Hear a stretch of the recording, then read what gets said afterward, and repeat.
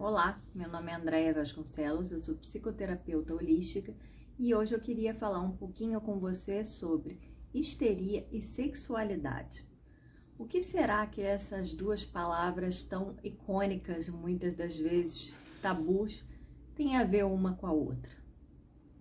Você já ouviu falar sobre histeria? Já prestou atenção na definição, no que ela quer dizer? Se você é mulher, quase que com certeza alguém já te chamou ou você mesma já se autodefiniu como histérica. Mas você já pensou no verdadeiro significado da palavra, em tudo que ela carrega? E sexualidade? O que você entende por sexualidade? Como você vê a sua sexualidade? Então, no vídeo de hoje, eu vou falar um pouquinho sobre esses conceitos, o que eles têm a ver um com o outro, e vou fazer você pensar um pouquinho sobre isso. Vamos então conferir o que quer dizer histeria pelo dicionário? Vamos lá.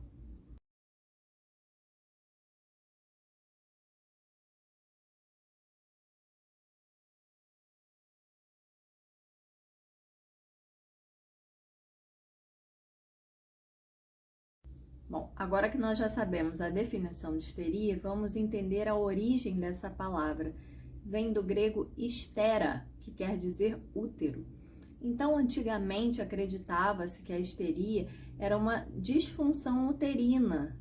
Acreditava-se que o útero ele fazia movimentos migratórios em busca de umidade e causava muita sintomatologia, causava sintomas emocionais que vinham culminar no físico, tremores, dor de cabeça, espasmos musculares, desmaios, perda de consciência.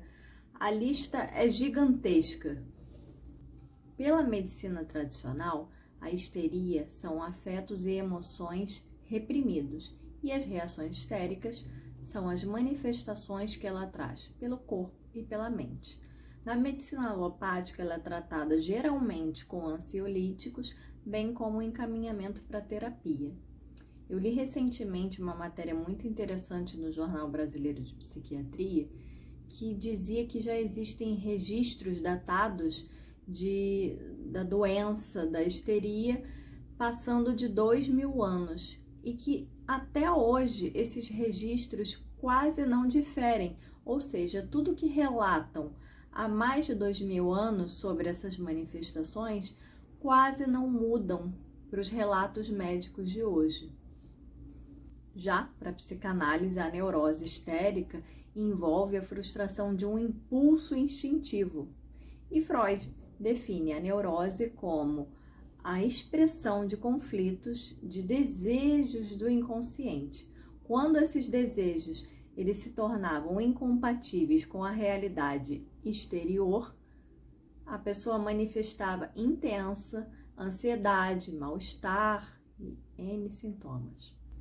Ok, agora que nós já aprendemos sobre o que é histeria, eu queria falar um pouquinho de um tratamento que foi inventado por um médico no século XIX que prometia revolucionar o tratamento dessa doença, mas que na realidade acabaria por revolucionar a vida de muitas mulheres até os dias de hoje.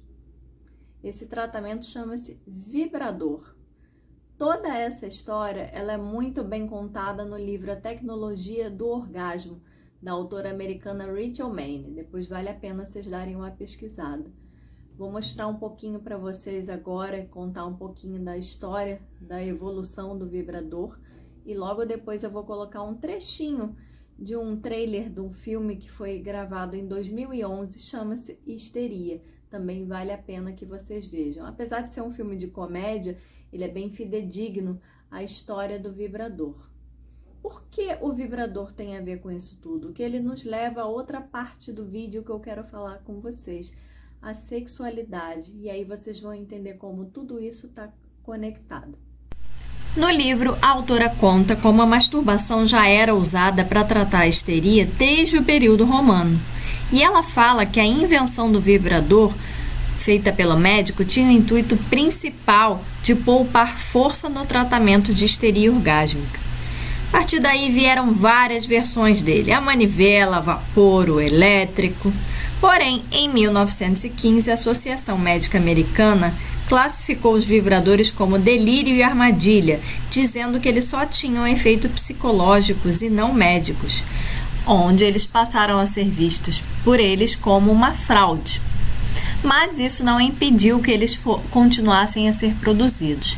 E ele chegou ao formato, digamos assim, que nós conhecemos mais tradicionalmente hoje, em 1950 e passou a ser comercializado a partir de 1960 mais abertamente, mas ainda com os tabus que persistem até hoje.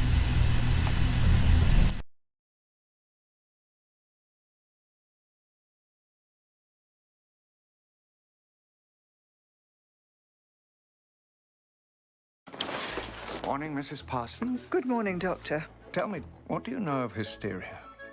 Nothing. In its most severe forms, it demands drastic measures. Good, steady pressure, that's the key. I'm keen for help. Thank you. Oh, come on! Not enough hands to do the work. My new generator. My God. Makes you all warm and tingly. Oh, that's it. Bugger. Now, who should we try it on? We are not going to take a dangerous electrical device and press it against a lady's most gentle areas. Are you hurt? No. Oh, right there.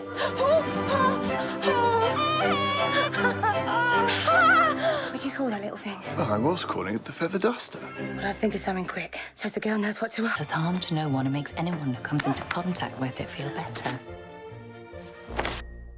Do you think it'll catch on? I have no idea, but imagine if everyone had one. Muita coisa para se pensar, né? É bem interessante a história. Mas a principal coisa que ficou permeando a minha cabeça quando eu, há algum tempo atrás, descobri bem essa história do vibrador e o seu uso foi como, até hoje, a sexualidade feminina é vista como algo a ser repreendido, é vista como um tabu. Apesar de nós termos um único pontinho no corpo humano, mais conhecido como clitóris, cuja única função é dar prazer.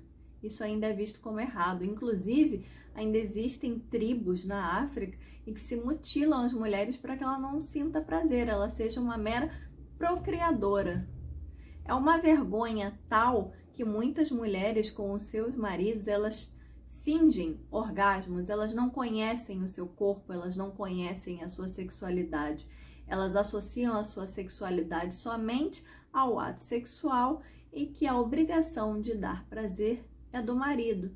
E se ele também não foi educado a conhecer a sexualidade feminina, o corpo feminino, nossa, eu podia continuar por aí, vocês vão ver o tamanho da confusão.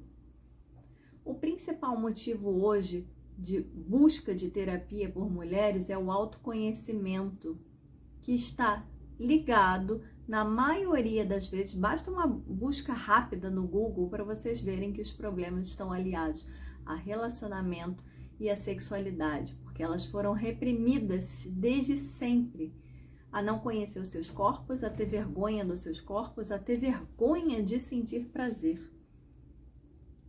Então, isso é algo muito sério, isso é algo que reflete muito.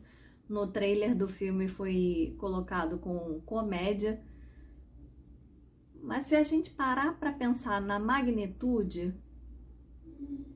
sim, a maioria das mulheres estão histéricas, a maioria das mulheres continuam reprimidas, continuam sem se conhecer e poderiam ter relações tão melhores com os seus parceiros, com as suas parceiras, como for, se elas se conhecessem mais, se elas mergulhassem, se elas se reconectassem consigo.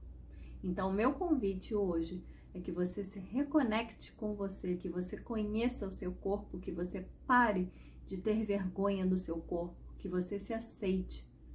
A nossa principal força vital, a nossa energia maior, a Kundalini que nos move, ela é a energia sexual.